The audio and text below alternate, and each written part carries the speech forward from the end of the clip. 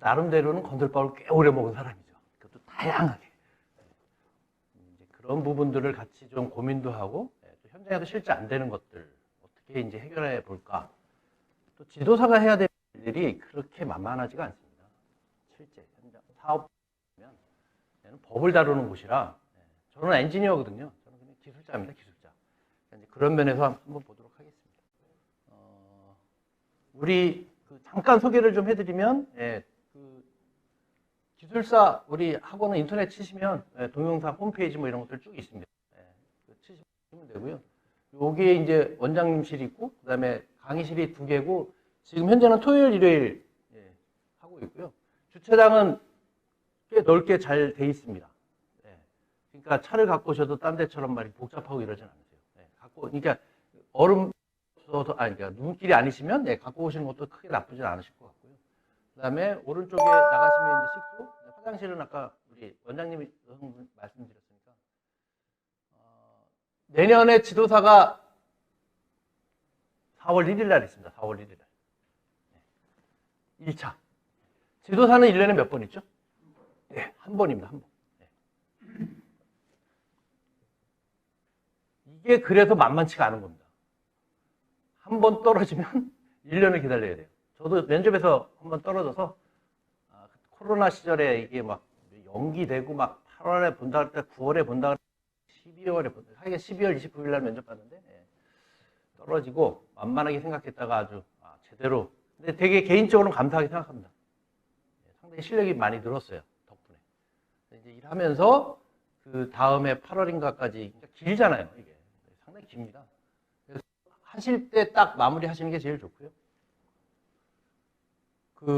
간략하게 이제 시험에 관련돼서 좀 말씀을 드리면 크게 과목은 3가지죠. 3가지. 산업안전 보건 법령. 그 다음에 산업안전 일반, 기업 진단지도 이렇게 3가지입니다.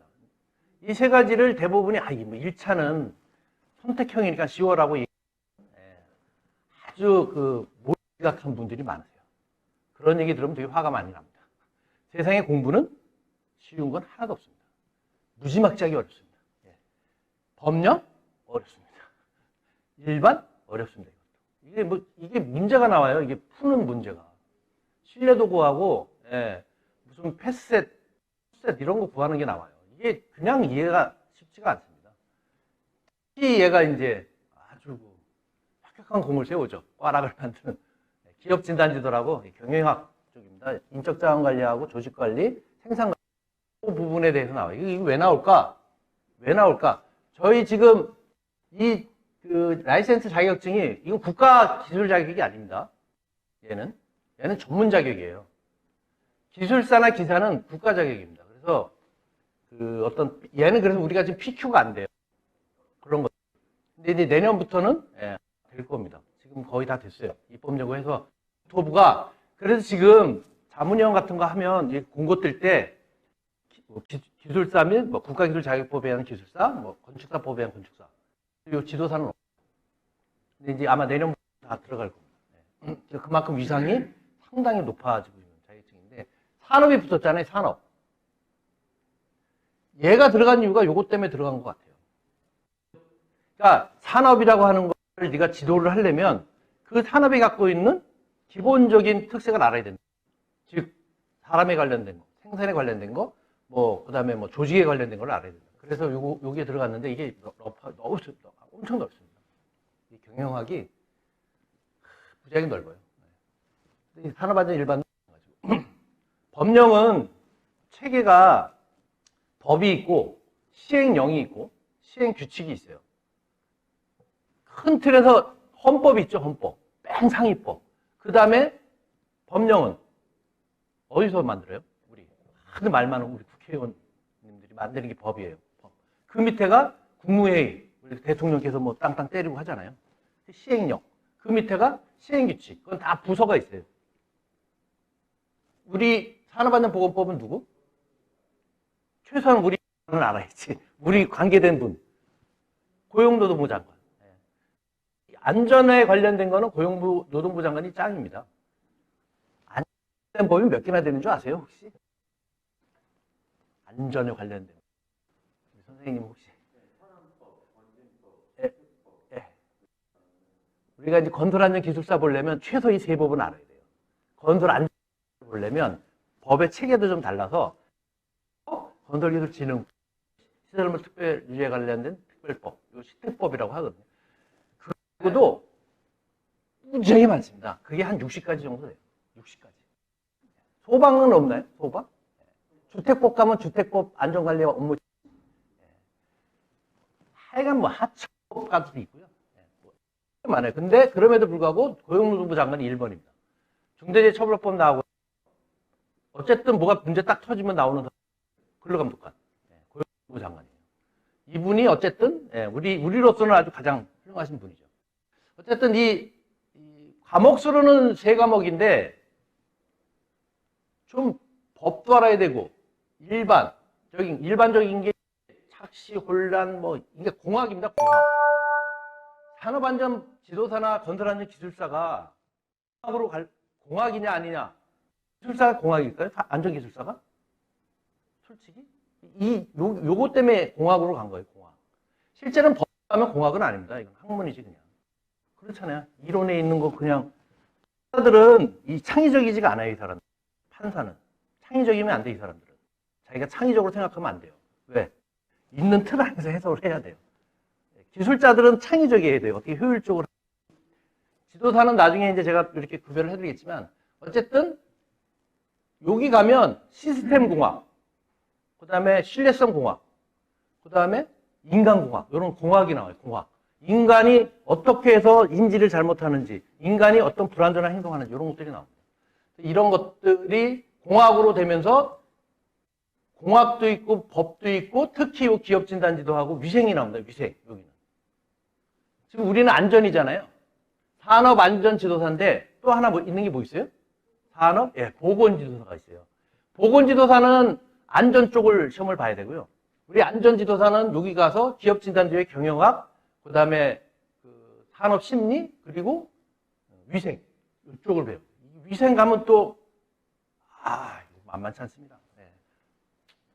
위생 가면 무슨 물질이 많이 납니다. 물질. 우리 현장에 보시면 유해 위험 방지 계획서 그러잖아요. 그죠? 그러니까 유해, 위험 두 가지를 쓰잖아요. 유해한 건 뭐예요? 물질들이에요. 물질들. 예, 이거 막 뭐 물질안전 보건자료에 있는 그런 물질들 막 그다음에 열, 화기 이런 거. 위험은 생으로 그냥 다치는 거. 떨어지거나 막 추락하거나 뛰거나 막 이런 것들. 폭발하거나 이런 것. 이거는 위험이에요. 어쨌든 요 위생 쪽은 어쨌든 그렇게 봐서 이 3과목을 그러니까 이것도 쉽지는 않습니다. 총 90분이에요. 몇 문제가? 75문제. 그러면 시간이 어떠실 것 같아요? 1분 15초인가 그래요. 이게 기사보다 좀 짧든가 그럴 겁니다. 아마. 저는 뭐 기사를 안 따봐서는 잘 모르겠는데 어쨌든 기사가 보다 좀 짧을 거예요. 5초인가가. 그러니까 대부분 생각이 기사보다 짧으니까 기능사보다는 조금 더 길고 기사보다 수준이 낮은가 보다 이렇게 생각을 하세요. 수준은 한 100배는 높습니다. 지도사 시험 공부하시고 기사 시험은 그냥 가서 심심풀이로 보시면 돼요. 이거 공부하시면 진짜 농담 아니고. 왜냐하면 이 지문 자체가 다릅니다. 지문 자체가 길이도 다르고요. 양도 다르고 그 다음에 선택하는 것도 막 3개를 동시에 선택하는 것도 많고요. 그러니까 좀 복잡합니다. 오지 선다형이고요. 60점 이상 맞으면 40점 맞으면 꽈락이에요.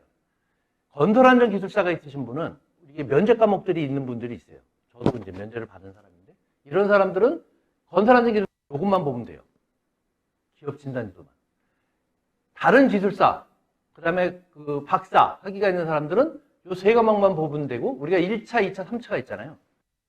2차가 면제가 돼요.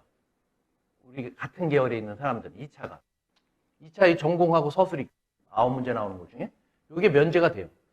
나머지 10점 맞으면 꽈락이에요. 꽈락. 근데 대부분이 어디서 망가지냐면 여기서 망가집니다. 이게 10문제 맞히기가 쉽지가 않아요. 25문제 중에서 4점씩 해서. 그래서 보통은 이 3과목을 다 보는 이유가 그나마 안정적으로 점수를 확보할 수 있는 게 법입니다. 법은 그냥 뭐 서로 의견이 없어요. 그냥 딱 틀에서 딱 나오니까 끝. 그래서 이 법에서 한 80점, 여기서 한 70점, 여기서 한 50점, 이렇게 정도, 이렇게 비율을. 너무 복잡하고 어려운 것들은 이제 제끼는 거죠. 넘기는 거죠. 예. 거기다 이제 시간을 쏟느니 법을 한다. 실제 제가 이제 계속 강조하는 게 뭐냐면 법입니다. 법. 세상은 왜 이것도 사담으로 우리나라를 지배하는 사람들이 대부분 누굴까? 이렇게 한번 생각해 보셨어요? 지배하는 사람들.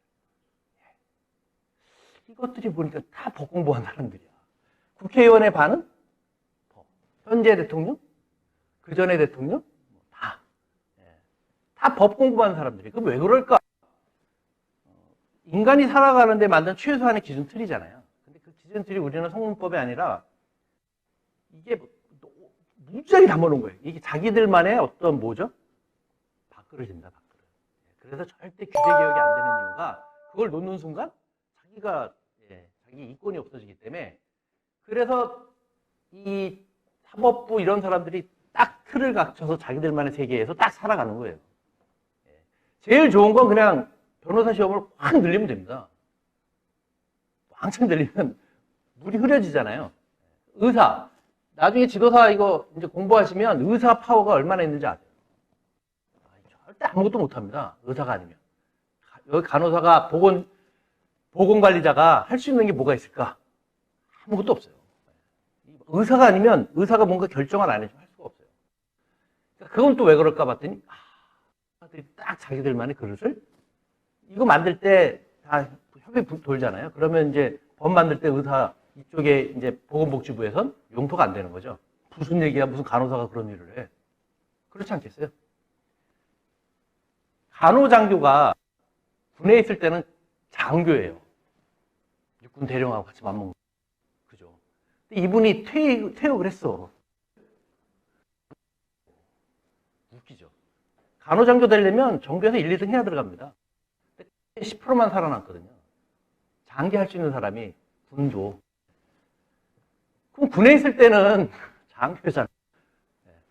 정말 고급 공무원이죠. 그러다가 이제 안 돼서 퇴임을 하면 뭐가 되죠? 간호사가 되는 거예요. 근데 이제 그나마 똑똑하니까 연구원이나 이런 데 가시긴 한다고 그러더라고요. 근데 좀 억울한 거죠. 그분들도 공부를 그만큼 했는데. 어쨌든 가고요. 이제 기본적으로 어쨌든 법령을 가장 중요시 좀 여기셔야 되고, 그 다음에 일반이나 기업 진단 지도도 제가 나름대로 이렇게 정리한 게 있어요. 근데 끝까지 나와야 제가 드려요. 안 나오면 안 드려요. 계산하는 것도 따라 하시면 쉽게 하실 수 있어요.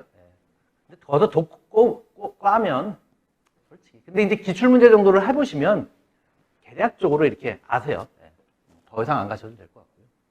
1차, 다 전부, 2차는 전공하고 서술입니다. 여기서 많이들 이제 어려워하세요. 3차 면접입니다. 근데 면접이 이런 그 기술사 같이 이런 뭐 노무사나 이렇게 좀 포부나 뭐 이런 게 아니라요. 그냥 정말 면접입니다. 그러니까 기술적인 면접. 어떻게 보느냐? 브라인드로 합니다. 한 번의 기회를 더 줘서 면접이 떨어지면 다음 해 한 번을 볼 수 있는데, 그러면 두 번째 본다고 해서 이 사람이 두 번째 봤으니까 좀 하겠구나. 아니면 저 선생님처럼 연세가 있으시니까 좀 잘해줘야 되겠다. 여성이니까 좀 더 이런 거 없어요. 딱 브라인드고, 들어갈 때 뽑습니다. 뽑기로. 순서를 뽑아요. 순서, 내가 첫 번째도 되고, 9번째도 되고요, 20번째도 되고요. 아주 공정하게 합니다. 예전에는 질문을 7, 8개씩 냈어요.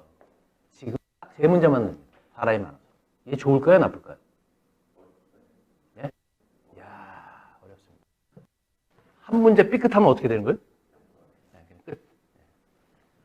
근데 범위는 어떨까, 범위. 현장, 말씀하신 대로 안전에 관련된 거를, 안전에 관련된 이런 기술을, 저도 첫 번째 시험에서 딱 떨어졌을 때가 첫 질문이 저는 건축이었는데, 터널 스프링 라인에 대해서 얘기해보래요. 살면서 처음 들었습니다. 네, 진짜로. 터널이 주로 많이 나온다 그래서 이제 표준 안전 작업 지침이 있어요. 한 10가지. 가설 안전 작업 지침. 그러니까 작업을 하실 때 어떻게 하세요. 근데 그거 정도는 알고 들어가셔야 돼요. 그래서 터널에 가면 배기가스나, 그 다음에 이제 뭐, 방락, 이렇게 구석 떨어지는 거, 이런 것들에 대한 것들이 주로 나오는데, 스프링 라인 하니까, 스프링 플란가? 라인? 이거 뭘까? 그래서 청년의 일반적인 얘기를 하려고 그랬더니, 됐대요. 딴 얘기 하지 말래. 건방들이죠. 이게 안 보이니까 가능한 거예요. 사람이 눈에 보이면 참아 그러지 못하잖아요. 미안하니까. 근데 안 보이니까 딱. 그래서 죄송하다 그랬죠. 그래서 두 번째 질문이 건설 산업의 위험성 평가와 안전성 평가의 차이점에 대해서 얘기를 하래요. 지금도 그 질문을 한 그 면접 아주 잘못된 사람이라고 생각을 합니다. 제가 공부를 좀 꽤 했는데 안전성 평가는 시특법에 구조물 안전진단의 상태 평가할 때 있어요. 용어 자체가. 위험성 평가하고 안전성 평가를 다르게 본다는 것 자체가 잘못된 겁니다. 위험성 평가와 안전성 평가는 다를까 틀릴까? 아직 공부가 안 된 거죠. 실제로는 같은 내용이거든요. 이게 이제 외국에서 공부를 해서 들어오다 보니까. 그런데 아무리 생각해도 똑같다고 생각이 된 거예요. 그래서 뭐 위험성 평가는, 그걸 딴 얘기 하지 말래요. 차이점만 얘기해요, 차이점. 근데 그때는 이제 아직 제가 안 됐으니까. 죄송합니다. 다음에 또 공부를 하겠습니다. 그 다음부터는 질문을 하는데 멘붕이 와서 사람이 아무 생각도 안 나고 나중엔 다음에 다시 오겠다고 그랬어요. 구질구질 하잖아요. 그거 더 가봐야 이미 두 문제를 못 맞췄는데 전혀 답변을 못했는데 뭐 더 해봐야 그랬던 기억이 납니다. 근데 이제 다음에는 세 문제 나왔는데 그 세 문제 나와서 진짜 하나라도 몰랐으면 그리고 막 위험성 평가의 첫 번째 질문이 그거였어요. 위험성을 측정하는 정량화시키는 빈도와 강도가 있는데 빈도와 강도의 공식을 얘기하래요. 이게 그냥 산업재해를 찾는 산재에 나오는 빈도율, 강도율이 있거든요. 종합재해지수 이런 것들이 있어요. 기사 시험 보면 다 있잖아요. 그거하고는 다릅니다, 이게. 그러니까 저기 고시에 저 깊은 곳에 하나 있어요. 딱 공식이. 징그럽죠? 근데 그걸 답했잖아요, 제가. 딱 세 문제는. 어쨌든, 그래서 면접도 마찬가지로. 그런데 이 법을 좀 아시게 되고 1차 합격하시면 나머지 것들이나 지금 업무를 보시는데 상당히 도움이 많이 되세요, 사실. 실력이 그만큼 늘기 때문에, 그 다음에 대응할 수 있는 여건들이 생기고. 우선 중요한 건 어쨌든 1차에 이런 어떤 안전에 관련된 기본 의식이나 인식, 이런 것들을 좀 아는 데 있다.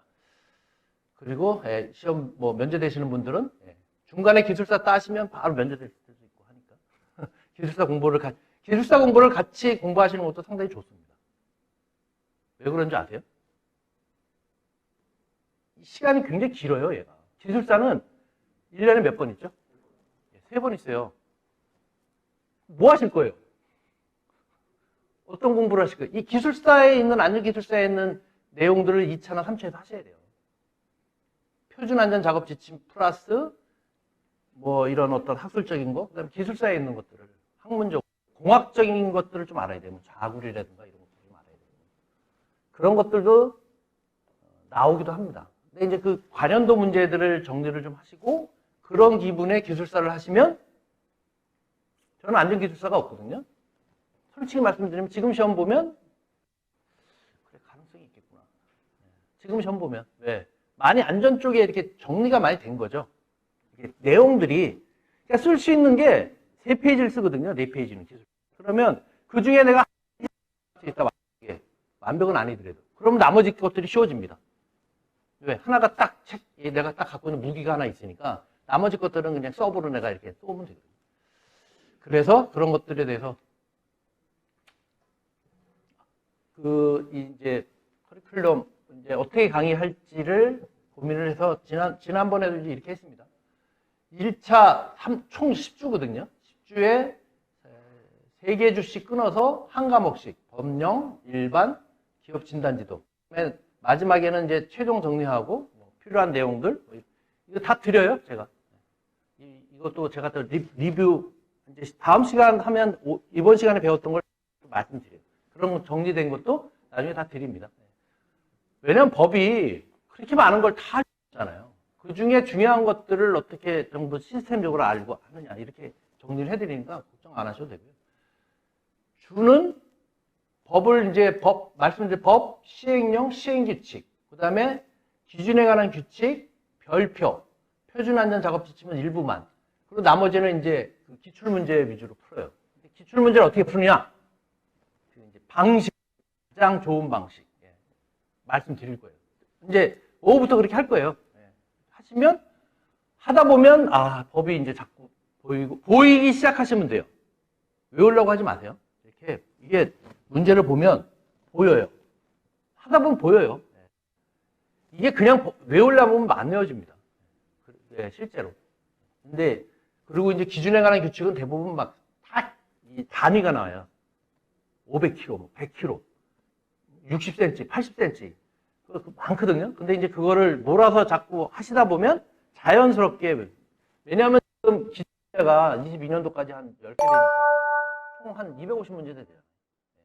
거기에 뭐 예상문제는 이제 뭐 시험을 봐서 진행을 할 거고요. 이 중에서도 이제 중요하다고 생각되는 것들을 말씀을 드릴 겁니다. 그 다음에 그 산업안전 일반, 말씀드린 대로 그 이 두 과목씩 이렇게 안전교육론, 손실방지론, 이거는 좀 재밌어요. 교육을 받을 때 뭐 어떻게 강의를 하라, 교육의 3단계는 뭐다. 그 다음에 이제 많이 나오는 우리 안전 쪽에 호프, 하이네이시 많이 나옵니다.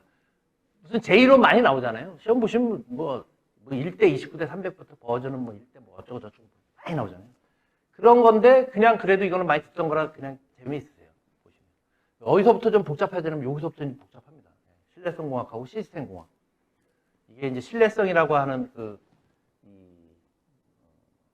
조건에 맞는 식을 이제 구해서 만드는 건데 이것도 이제 뭐 하시고 기출문제 정도를 이렇게 넣었다 뺐다 하실 정도가 되면 이것도 별도로 이제 강의를 해서 하시면 되고요.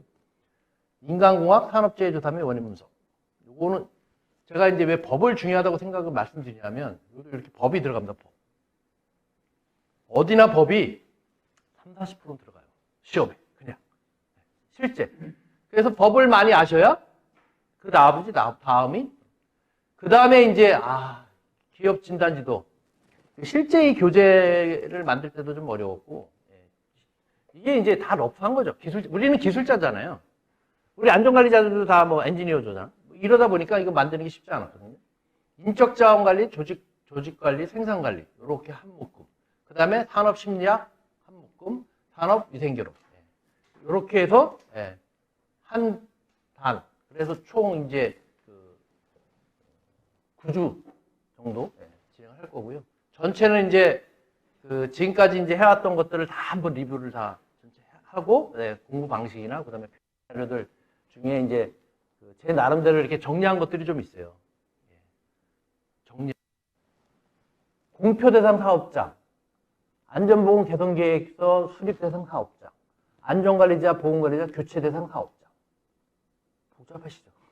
복잡해요. 어떤 거 많은 줄로 하라 그러고 어떤 건 제율 평균 이상으로 하라 그러고 상당히 많습니다. 그런 것들을 좀 전체 정리를 해서 진행을 하도록 하겠습니다. 제 소개를 하는 게 그래도 기본적으로 저 사람이 어떤 사람인지 알아요.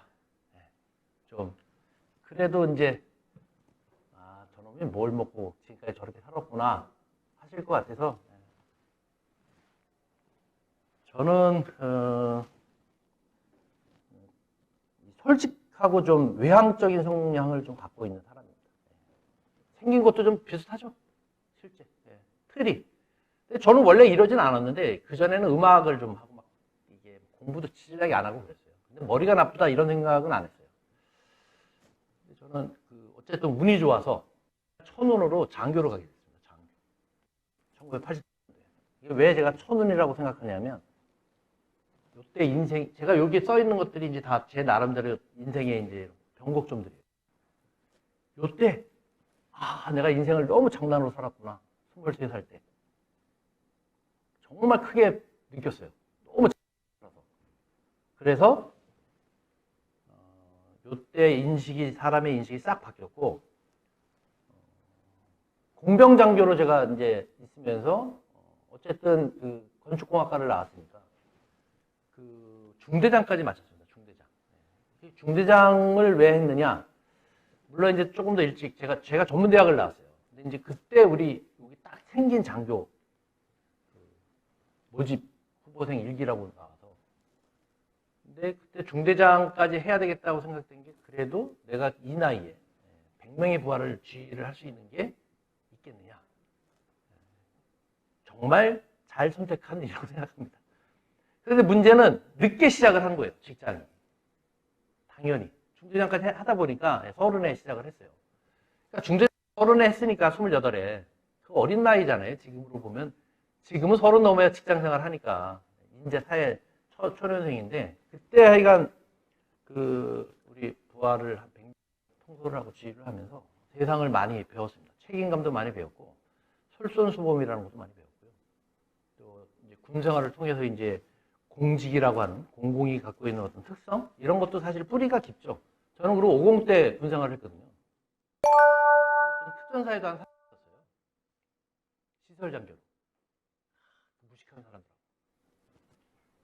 무식합니다. 정말. 어쨌든 그렇게 끝나고 나서 종합건설사에 제가 만 30년 있었어요. 그룹사에도 좀 있었고요. 이제 IMF 터지면서, 금융위기 터지면서 어려움을 겪었어요. 저희 건설 쪽 정말 많이 겪었죠. 그래서 한 150이 되는 회사, 그 다음에 한 250이 되는 회사. 근데 현장은 한 10년 있었고요. 나머지는 다 본사에만 있었습니다. 공무부장을 시작해서 이제 기획조정본부장, 개발사업, PM 역할에서 상당한 다양한 업무에, 그러니까 깊이는 제가 없어요. 깊이는 다양하게는 안 해요. 개발사업도 많이 했고요. 또 관공사도 많이 관리를 했고요. 토목도 관리했고, 조경도 관리했고, 건축도 관리했고, 오피스텔, 아파트, 정말 많이. 그래서 이제 이게 밑바탕이 됐습니다. 그래서 이거를 계속 할 것이냐 고민을 했어요. 그런데 별로 하고 싶지가 않아요. 일단 너무 삶이 피박해, 피잡해요. 이렇게 날씨가 추우면 추워서 걱정인 거야. 밀폐 공간 저것도 진짜 비가 많이 오면, 그리고 일요일 딱 현장 조장이 전화 왔다. 그럼 뭐예요? 사고예요. 죽이고 싶죠. 죄송합니다. 정말로 그런 과정들이 싫었고, 그다음에 이제 또 아이들 실적도 좀 필요하고, 그러니까 기술적인 것보다는 영업적인 수익을 더 요구를 많이 했거든요. 그래서 이제 개발 사업도 하면서 그런 거 좋아해요. 제가 아이디어 내고 창의적인 거 굉장히 좋아해요. 그런데 갈 수 있는 거는 이제 감리 쪽이었거든요. 감리. 근데 이제 제가 이렇게 보시면 이런 자본 한다 그랬잖아요. 너무 이제 경로당 같은 거예요. 그러니까 건설기술진흥법에 나와 있는 사업단이나 감리단은 기본적인 틀은 좀 있어요. 그 다음에 토목 쪽. 우리 건축은 너무 이게 오합지졸이에요. 연세들도 너무 많고. 이제 엔지니어링사들은 이제 싸게 쓸 수 있고, 말 잘 듣고, 이러니까. 나이 들어서 돈도 덜 들어가거든요. 또 연금 받으시니까 그거 빼고 줘도 되고, 막 이런 것들 때문에 퀄리티도 너무 낮고, 행동하는 것도 좀 그렇고. 제가 이제 현장에서 점검 나가보면 너무 많아서. 그건 아니다 싶어서, 어쨌든,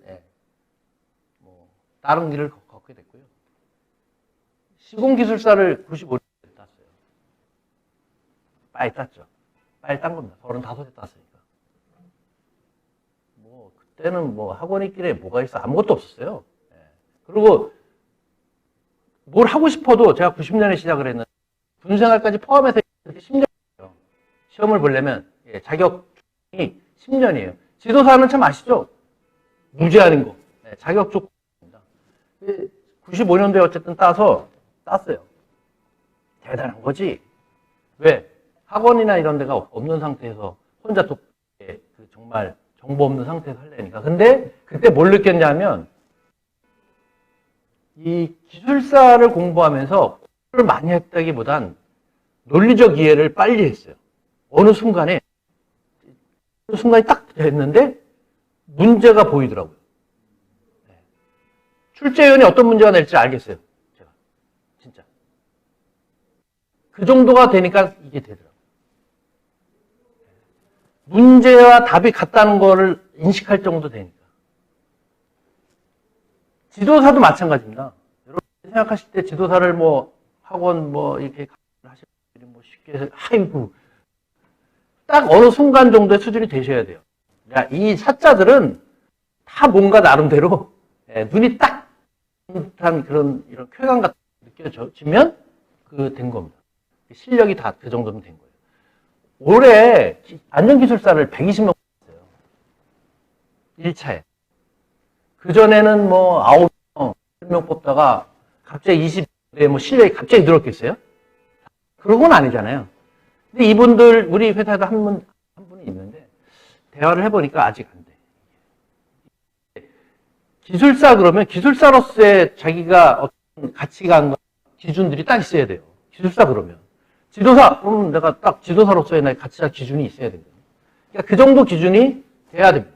근데 이제 이 공부를 통해서 저는 기술사가 중요한 게 아니라 논리적으로 보는 것들이 좀 바뀌었어요, 세상은. 건물을 보면, 제가 건물의 첫 단이라 그래요. 첫 계단의 높이를 봐요. 1층. 그걸 왜 보느냐? 이 1층의 높이를 보면 이 사람들이 어떻게 공사했는지가 보여요. 다. 그 높이를 맞추기 위해서 CIP 할 때 파일을 어떻게 박는지를 기준을 정해야 돼요. 모든 도로는 레벨이 있어요. 물이 흘러야 되기 때문에. 이렇게 흐르든가 이렇게 흐르든가. 모든 도로는. 그러니까 여기는 5m GL 플러스 뭐 20cm면 여기는 GL 마이너스 30cm, 50cm 차이 나잖아요.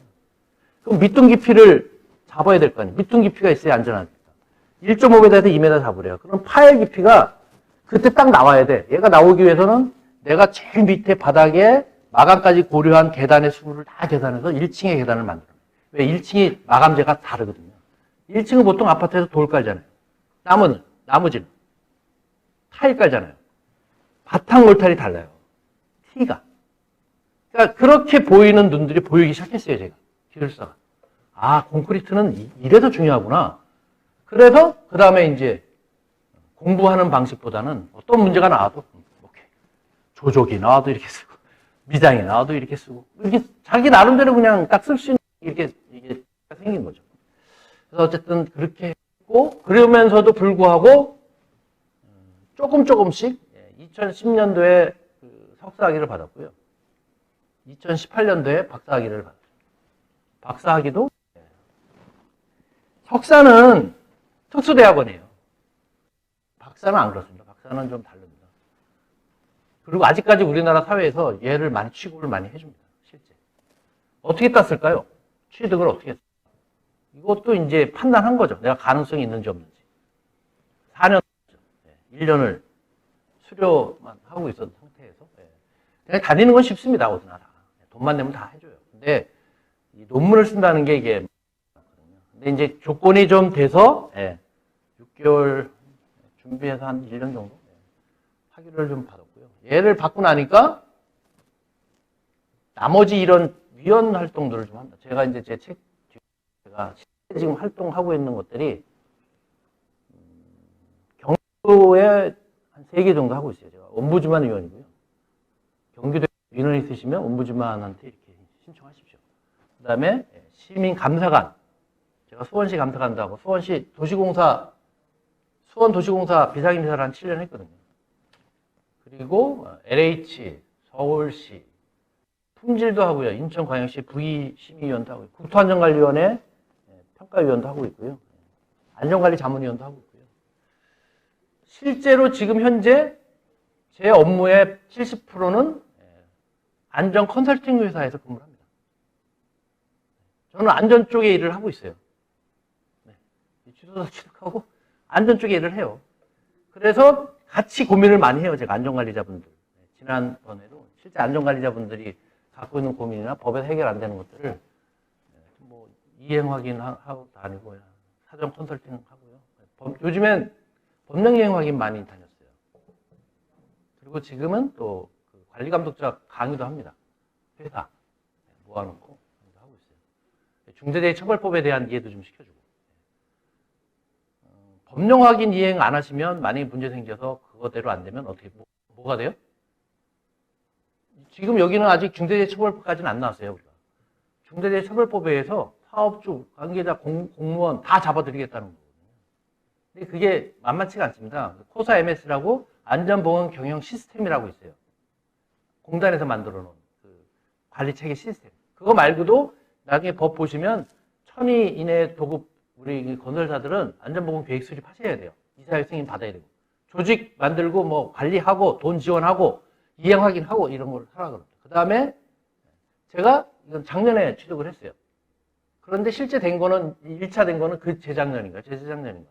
그래서 1차, 3차에서 떨어지고 그 다음에 두 번째 면접 볼 때도 정말 긴장되더라고요. 죽겠더라고. 제가 건축인데 이게 토목을 물어보면 정말 대책이 없잖아요. 근데 아까 말씀드린 첫 번째 질문을 잘 넘겼어요. 근데 두 번째가 이제 나중에 이제 그런 문제들도 나중에 이제 공유하시면 드릴 건데 밀폐 공간. 근데 밀폐 공간인데 환기를 못 시킨대요. 어떻게 할 거냐요. 그래서 작업하지 말아야죠. 그랬지. 그 정도로 내가 좀 나름대로 선이 있어도. 아니 밀폐 공간에 환기 되는데 광주 환기를 시켜야지. 그럼 죽으러 가는 거잖아요. 이거 특수환경이라는 거죠. 특수환경. 그래서 이제 그래도 해야 된다면 어떡하냐. 그러면 이제 있습니다. 표준 안전 작업 지침에 뭐 감신 두고 작업 계획서 작성하고 그다음에 뭐 보호 그런 송기 마스크를 해서 밖에서 하고 그다음에 밀도 농도 측정하고 대비 다 세우고 신호는 어떻게 하고 이런 것들이 쭉 있어요. 기본 나가지로 이렇게 하는 거. 그거 얘기하고 세 번째가 이제 안전보건 관리비 8개 항목 되는 거 안 되는 거 얘기하는 거. 추가된 것들. 그러니까 뭐 코로나 때문에 된 것들이 있거든요. 추가로 더 그런 것도 있고 또 것도 있어요. 본사 쓰는 건 몇 프로래? 8개 얘기하라는데 저는 잘 안 외우거든요. 하나 손가락으로 했더니 7개야. 하나가 없어. 하나가 없는데요? 뭐지 이거? 그랬더니 가르쳐 주더라고요. 뭐 본사 관리비 몇 프로라? 그러니까 이게 굉장히 러프한 거죠. 이런 이제 법에 있는 것들도 있지만 공학적인 것들도 있고 어쨌든 이제 우리가 법이 제가 중요하다 그래서 법에 대해서 국회 법사위, 시행령, 시행규칙, 요거는 산업안전, 보건에 관한 규칙, 위해염 작업 취업 규칙. 우린 특히, 요것도 중요합니다. 요것도. 법제처에서 하고, 나머지 고시얘기 훈령은 고시도 많이 나와요, 고시. 위험성 평가 고시, 이런 것들. 요거는 행정명령, 얘는 형사처벌 대상. 중대재해처벌법은 사망자는 어떻게 되는지 사망자. 벌칙이. 우리 산업안전보건법의 벌칙은 사망자는 7억 이하야. 1억 이하. 7억 이하 징역, 1억 이하 벌금인데 중대재해처벌법은 사망하면 1년 이상입니다. 1년 이상. 그냥 알아두세요. 사업주들한테 말씀드리세요. 여러분 잘못하시면 1년 이상 어떻게 된다는 거예요. 1년 이상. 1년, 그러니까 1년이 미니멈이라는 거예요. 나머지 쭉 너 열받아갖고 너 정치적으로 딱 이슈화 돼서 걸렸다. 그러면 그건 뭐 쭉 가는 거죠. 돈은 많은데 그 다음에 중요 정보 사이트 요거 정도는 꼭 좀 아시고 늘 이렇게 같이 호흡을 하셔야 돼요. 법제처 치시면 국가법령센터가 있어요. 거기서 보건법 이런 거 치시면 바로 나옵니다. 그리고 고용노동부 고시 훈령 얘기는 노동부 홈페이지에 있어요. 거기 들어가셔서 고시 필요한 거 있으시면 돼요. 여기에도 요즘엔 너무 좋은 게 치면 그 법에 치면 거기에 시행령, 시행규칙들이 다 있어요. 고시를 정한다 그러면 고시 치면 다 링크 걸려서 다 나와요. 얼마나 좋아요. 좋은 거 알고 계신 거예요. 어느 순간 내에 되는 것 같더라고요. 그전에는 그렇게 이제 따로 다 찾아야 되는데. 그리고 공단, 코사 가이드, 자료마당. 여기도 업무적으로도 중요하세요. 업무적으로도 최소한 공단하고 법제처 정도는 늘 뭐가 잘못되면 그리고 화면 내 검색이 있거든요. 요 들어가시면 화면 내 검색에 내가 필요하다. 그럼 치시면 돼요.